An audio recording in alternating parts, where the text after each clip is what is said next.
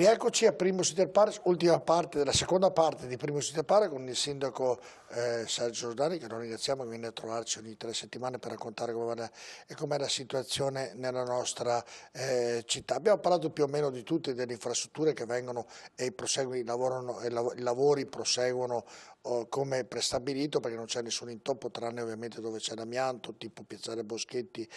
C'è qualche altra novità per quanto riguarda la città di Padova che lei può raccontarmi, che avete in mente e che magari nessuno di noi sa che avete intenzione di fare, oppure tutto quello che avete dovete fare? Sono moltissimi cantieri aperti, bisogna dare continuità a queste cose qua. Idee ce ne sono, si scontrano sempre con difficoltà economiche, progettuali, ci sono tantissime idee. L'ultima è quella che ho firmato con ministra Paolo Di Micheli come ministro delle infrastrutture, con Zaia, con il presidente Zaia, con l'amministratore delegato Battisti di RFI, Gentile, saranno tutti quanti, parlo durante il ferie di agosto, per quanto riguarda l'arrivo dell'alta velocità, per quanto riguarda il facimento della stazione, per quanto riguarda il collegamento della cella passando sopra la stazione e arrivando al famoso Parco Boschetti, il Parco Tito Livio. Ma sono cose che non sono attuabili domani. L'alta velocità è prevista tra 10 anni, per cui fare il sistema della città e far sì che venga finanziato il progetto adesso, perché finché è un addendum, Ponte Borgomagno, altra cosa importante, finché una collaborazione è una cosa positiva. Adesso bisogna cercare di fare sul concreto, per fare sul concreto dobbiamo ottenere finanziamenti, però un progetto del genere è molto, molto costoso. Questo è quello che mi interessa di più, ottenere tramite raccolta di FAUN i soldi per fare questo progetto per le ferrovie, non per il Comune di Padova, in maniera tale che una parte di Padova importantissima, ripeto, non è domani, nel tempo venga fatta. Questo vuol dire coinvolgere PP1, vuol dire che sono due buchi neri enormi, PP1, IFI, davanti a chiedere la pace. Sono 3 aree, Boschetti, PP1, IFI, che bisogna assolutamente trovare il sistema. No, domani. I tempi sono, anch'io mi ero illuso all'inizio, si fa presto, non si fa niente presto. Bisogna seguire le procedure. E che siamo un comune eccezionale, devo dire, rispetto a tanti altri comuni, senza far nomi, siamo veloci. Perché io critico sempre, dico siamo lenti per i tempi che mi do io, però siamo veloci rispetto alla norma, perché è difficile muoversi. La velocità si vede sempre, quello del Bassanello, quello è stata una cosa velocissima. Stanno tranquillo che prima che finisca il mandato, il primo mandato, quello che sarà. Mi lascia che mi tolga qualche sassolino, no? No, io ci passo sempre, io vado a farmi. Qualcuno ha detto ai miei giornalisti, ma il sindaco mi dà pressione per quell'ago della città. Allora il giornalista ovviamente ha detto, per colpa di qualche mio collega, ovviamente, sto scherzando, no, ci tengo anch'io, è una diatriba, ero qui che mangiavo la pizza proprio davanti e ho guardato l'area. Finalmente è stata bonificata, tolta. Parliamo dell'ex benzinaio, 7 cisterne. Quello che è praticamente al Bassanello, dove hanno tolto quello. Andrea Michalissi sa perfettamente che deve darsi. Che deve fare rapidamente. Senta, sindaco, invece una cosa importante, l'ho tenuta nell'ultima parte perché la reputo importante, era della prima parte, poi è nato il problema per quanto riguarda la sicurezza e via discorrendo, e l'ho messa nella seconda parte. Il problema delle scuole. Allora, lunedì è venuto ho visto che lei era all'inaugurazione dell'anno scolastico con il presidente Mattarella. Ecco, com'è la situazione a scuola a Padova, ma soprattutto com'è la situazione dei trasporti per gli studenti nella città di Padova? Abbiamo fatto più riunioni coordinate dal prefetto, assieme al provveditorato, assieme a Bus Italia, assieme a provincia, comune, tutti quanti i funzionari. Eravamo molto preoccupati anche, tutti quanti, inizio anno scolastico, perché non si capiva bene cosa sarebbe successo. Da parte del comune, e dico anche da parte della provincia, non mi tocca, non è responsabilità mia, abbiamo fatto il possibile. Abbiamo, per dire, il comune ha assunto 40 persone come sostegno e come educatori. Abbiamo fatto lavori importanti, non ci sono grossi problemi, io sappia, assolutamente, per cui ne abbiamo abbastanza. Abbiamo gestito bene, l'assessore Pio con i suoi tecnici ha fatto un grande lavoro. anche proprio personale, da vedere le scuole, cercando di capire anche i minimi dettagli. Chiaramente anche gli insegnanti sono andati in difficoltà perché venerdì scorso hanno ricevuto gli ultimi chiarimenti del Ministero, per cui anche questi erano leggermente in difficoltà. Però per quanto riguarda scuole, anche il provveditorato, gli insegnanti, sicurezza tutto a posto. Ci sono dei controlli nelle scuole? Ci sono controlli, non mi risulta assolutamente niente. Lunedì pomeriggio ho fatto un giro di telefonate a Bus Italia, tutti quanti erano tranquilli. Devo dire anche un'ulteriore cosa, che però parlando col preveditore Natalia Roberto, andiamo a regime alla fine della settimana prossima, per cui adesso spesso volentieri c'è classe che non vanno, un giorno sì, un giorno no, manca ancora qualche professore, per cui sarà a regime il sistema a fine della prossima settimana. Trasporti non vedo problemi, vedo un sacco di biciclette, vedo gli autobus e il tram non sono strapieni, chiaramente l'invito, so che io vedo che molte più macchine perché i genitori accompagnano i propri figli in automobile. Ma non c'è niente di particolare, però giro anch'io per la città, non sono cose, non c'è problema. Ripeto, vediamo alla fine della settimana prossima. Bene, noi stiamo controllando e stiamo collaborando, provincia, comune, Bus Italia, prefettura, provveditorato, tutti quanti assieme stiamo collaborando. Solo se si fa squadra, in un momento così difficile, se ne viene fuori. Se facciamo i giochini uno contro l'altro, cosa che non succede, non funziona.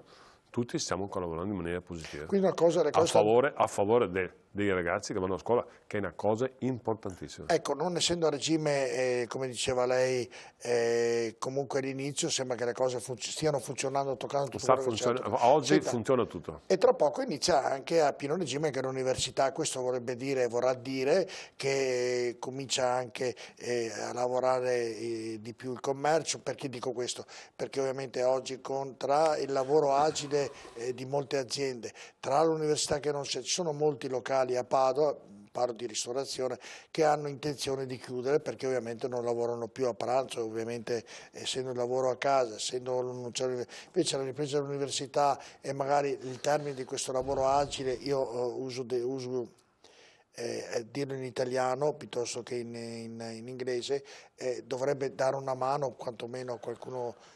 Noi abbiamo una grande fortuna a Padova, nell'università. È una cosa importante, 61.000 studenti, vuol dire una popolazione, vuol dire avere una città nella città. Poi abbiamo 38.000 studenti medi superiori, per cui una popolazione incredibile. E chiaramente fa cambiare la vita sotto tutti gli aspetti della città, sia sotto l'aspetto economico, sotto l'aspetto sociale, su tantissimi aspetti.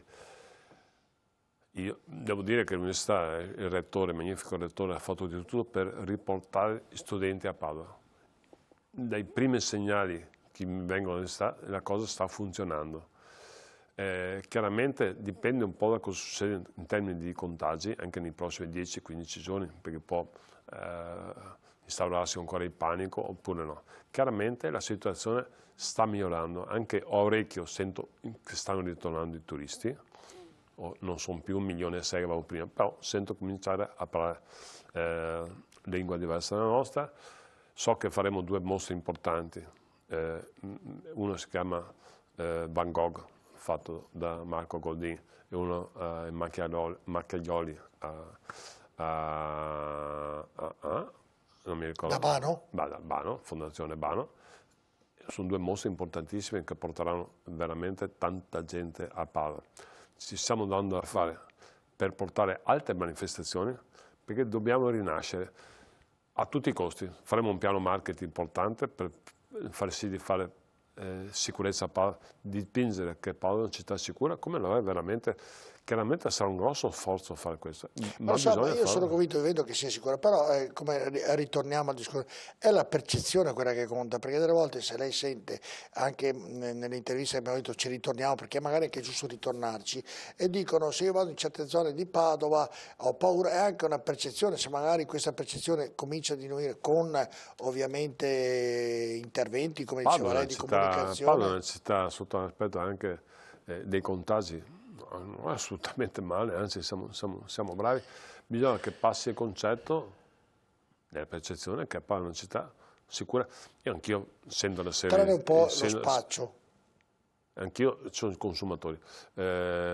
io sento perfettamente, faccio la sera, vado a mangiare la pizza, vado a qualche ristorante, a sera lavoro bene, mezzogiorno È un disastro. un disastro, hanno problemi. Dicono loro, abbiamo fatto interviste, hanno problemi. La definizione esatta, un disastro. Hanno problemi. Ma danno la colpa, ovviamente non è mica colpa però del lavoro agile, certamente. Questo vuol dire il coronavirus, perché dobbiamo superare questo problema. Con l'avvento dei studenti, io penso un po' alla volta impegniamo, è dovere di riprendere, dovere di collaborare tra di noi, dovere di evitare polemiche, di fare massa critica assieme a noi, fare rete, in maniera tale da andare fuori dai problemi. Con una situazione difficile, chi mai avrebbe immaginato? Lo so. Mai nessuno. Dobbiamo convivere. Stare attenti, ritornerà, magari fra tanti anni tornerà un'altra tra 2 o 3 anni tornerà qualcos'altro. Penso che a questo punto la medicina ha imparato qualcosa, organizzarsi, perché può essere che arrivi qualcos'altro tra 2, spero di no, tra 2, 3, 4 anni. Anche fra 100 anni magari succede, però succede perché la storia, però noi non eravamo preparati perché non si conosceva, insomma, se ricordiamo che la peste è arrivata nel 1300, non vorrei sbagliare, e già in quel periodo a Venezia hanno detto, beh, una parte li mettiamo in un'isola, le barche in un'altra isola, le mettiamo lì una quarantina di giorni, i medici hanno messo il becco e quindi già nel 1300 si erano preparati per evitare che le pandemie venissero, cioè questi brutti virus venissero, che coinvolgessero l'intera città. Però da noi se ne sono cavata bene. Senta, Sindaco, in virtù di tutto quello che sta succedendo del virus, del lavoro, della crisi economica, c'è gente più povera a Padova oppure? C'è gente che ha più necessità economica? Sì, ma sono aumentati secondo lei? Sono aumentati.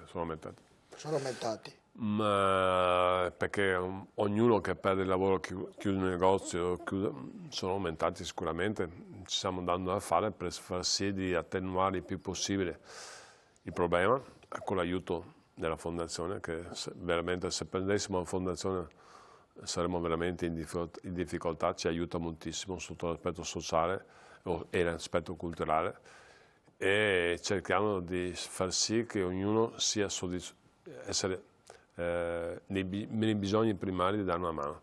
È una cosa molto difficile. Il comune è vicino a queste persone? Molto vicino. Facciamo il possibile, non è mai sufficiente ovviamente, non è mai sufficiente, perché i problemi possono anche aumentare. Il Covid ha creato i nuovi poveri vanno aiutati. Senta, nelle infrastrutture, il conservatorio, la situazione del conservatorio, l'altra volta ne avevamo parlato che veniva sistemato il Pollini, com'è? Hanno iniziato a fare certi tipi di ragionamento lì o? No, lo spiego volentieri un'altra volta. La cosa primaria, per quanto mi riguarda, come responsabilità, come sindaco, come città, anche se non è responsabilità mia, sarebbe della provincia, però il giochino della responsabilità non funziona. Noi abbiamo una scuola importante che ha 900 studenti e 100 professori, 100 insegnanti, e va sistemata il più presto possibile. Verbalmente abbiamo trovato tramite il Presidente della Fondazione e il Ministero delegato di intesa aspetto economico, per cui immagino fine anno, primavera, di cominciare già i lavori. Cominciare i lavori è prioritario sistemare la scuola. La prima necessità è sistemare la scuola. La scuola, oltre a sistemarla, verrà data una parte di Palazzo Foscarini, circa 2200 metri, che è contiguo al palazzo, e verrà fuori l'unica scuola. E finalmente sarà sistemata per sempre la scuola. Questa è la cosa prioritaria. Quanto ci vorrà? Un paio d'anni, un anno e mezzo, non lo so. Stanno facendo il piano di fattibilità, però l'accordo verbale è. Fatto la scuola, sarà il problema dell'auditorio. E questo è il secondo problema prioritario della scuola. Quando finito questo, prendiamo l'altro. Questo, con l'aiuto della Cassa di Risparmio, dovremo fare, mettere a posto in maniera definitiva l'attuale auditorio, chiedo scusa. Per cui è tutto a posto per quanto mi riguarda come intenzione. Non è stato contratti, non ce ne sono, ma spero che a breve riusciamo a farlo. Però è prioritario mettere a posto la scuola. Come amministrazione comunale stiamo anche prendendo un negozio vicino per trasportare la biblioteca provvisoriamente, maniera tale, perché ha un carico pesante, un carico statico molto importante, per portare tutta la biblioteca là vicino ai pressi. Anche questo stiamo facendo, per cui ci stiamo dando moltissimo da fare per quel che mi riguarda come amministrazione comunale e bisogna risolvere questo problema molto velocemente. Bene, senta, ci sono a Padova... Però prima la scuola e poi l'auditorio, qualcuno non l'ha ancora capito. È stato chiaro però, l'ha spiegato bene. Senta, a Padova ci sono tra le altre cose un paio, 2 o 3 cinema che sono rimandati in zona centrale, da Concordia all'Altino. Concordia sono già in corso di lavori già autorizzati. L'Altino, insomma, sono 2 verrà fatto qualcosa? I Concordi sono già stati autorizzati i lavori, non so se sono già in corso, francamente non so, però sono stati autorizzati i lavori. E per cui verrà a presto, velocemente sistemato. Poi c'è l'Altino, il Mignon? Là è un po' più difficile, ovviamente sono proprietà private. No, perché è brutto passare. Molto brutto, pessimo. E lì non è a conoscenza se si può fare qualcosa essendo di privati, secondo lei? Oppure, le faccio una domanda diversa, l'amministrazione può insistere con i proprietari che vengono sistemati o dobbiamo vedere in centro città sempre quel... Se il privato non si dà da fare, in questo caso è il proprietario Bastianello, famiglia Bastianello, dipende da loro. È un problema avere una via Tinati in centro, nel cuore di Padova, è un problema avere l'Altino messo in queste condizioni. L'hanno ripulito 7-8 mesi fa, un anno fa, già hanno cominciato a fare scritte nuove e sporcare di nuovo. Chiaramente questo è un edificio protetto totalmente sia l'aspetto esterno che interno. Se al proprietario gli viene in mente qualche idea che sia confacente a sovrintendenza, perché è un problema anche di sovrintendenza, sovrintendente è disponibile a collaborare, però dipende che idee ci sono. Insomma. Io mi auguro, spero che il proprietario privato sia contattato più volte, però non gli vedo molto attivi. Invece in centro, dove c'era l'ex UPIN, mi sfugge sempre il nome, e lì si sta sistemando. Rinascente? La Rinascente, sento dei rumori, per cui stanno lavorando internamente. Il progetto iniziale ad aprire a fine anno, penso, ultimamente non ho sentito più la proprietà, forse l'assessore Bressa al commercio lo sa, a fine anno sicuramente no, perché è stato fermo 4 mesi. Però i lavori stanno continuando. Sento di rumori ogni volta che passo, per cui vuol dire che aprirà, mi auguro, spero a primavera, per una parte importantissima di Padova. Importantissima di Padova. Sicuramente sì. Senti, in chiusura di trasmissione le chiedo altre 2 cose. Uno, per quanto riguarda le asfaltature della città, delle strade, com'è la situazione dei marciapiedi, perché me lo chiedono in tanti di chiederglielo, e poi per quanto riguarda lo sfalcio dell'erba, perché ci sono certe zone che è stata sfalciata, ma c'è molte altre, vedi, mi ha detto la zona di Brusegana, quando arrivi c'è l'erba alta un paio di metri, e nel cavalcavia lì vicino alla tangenziale. Com'è la situazione? Gli asfalti penso che stiano lavorando molto bene, stanno continuando a lavorare, a parte i mesi in cui c'era il lockdown, ma stanno lavorando, l'assessore Michalizza sta lavorando bene, anzi il vice sindaco, chiedo scusa, sta lavorando bene, i suoi stanno lavorando bene. Faccio l'erba, c'è stato magari qualche problemino. Noi abbiamo sempre un po' di problemini, devo dire, non è che lo sfalcio dell'erba qui a Padova sia esemplare. Pochissime aree, non vedo grosse criticità. Devo dire che l'assessorato ha avuto anche un problema economico. Quando tagliano i soldi, vuol dire tagliare tutto? Facciamo crescere l'erba, le piante, dice. No, vuol dire avere problemi. Vi ricordo che avevo un problema economico all'inizio, qualcosa come 15 milioni, 24, che poi è stato portato a 15. Bisogna trovare i soldi, non è facile fare cose. Come sta economicamente l'amministrazione, visto tutto quello che è successo? Non male, insomma. Visto che non avete preso le multe, visto che è andato un periodo... Stiamo migliorando. Le ricordo che anche la Curia era un po' in difficoltà, perché diceva nel periodo lockdown, senza le sagre e le feste, senza la raccolta delle elemosine, hanno perso quasi 20 milioni di euro, mica... Non so quanto ho perso, che... lo dico io, più o meno 20 milioni di euro. Erano in difficoltà, anche noi siamo in difficoltà, devo dire che gli aiuti del governo sono arrivati, a ottobre arriveranno gli altri, ce la stiamo cavando obiettivamente. Ero più pessimista 3 mesi fa, non stiamo andando male, la sensazione ce la caveremo in termini positivi. Un uomo fortunato quindi? Io sì, mi ritengo fortunatissimo, l'ho sempre detto in tutti i sensi, anche quando le cose vanno negativamente male, faccio errori, dopo si trasformano in cose positive. O almeno io vedo così, non so. Senta, in comune, per chiederle l'ultima, perché stiamo provando anche a telefonare per i diritti della Lega di Calcio, e tutti dicono lavorano da casa, lavoro agile, non c'è l'impiegato. In comune avete anche voi avuto delle persone che lavoravano a casa, sono ritornati quasi tutti, gli uffici sono tutti aperti, oppure ci sono ancora degli uffici dove i dipendenti lavorano in lavoro agile? C'è un obbligo del governo in cui chi può lavorare in smart working deve lavorare da casa. Non ne abbiamo molti noi, abbiamo circa, vado a memoria, 150 persone. Però, ma si danno rotazione, magari vengono un giorno, dopo 2 giorni stanno a casa. Cerchiamo, i servizi primari non vengono toccati ovviamente.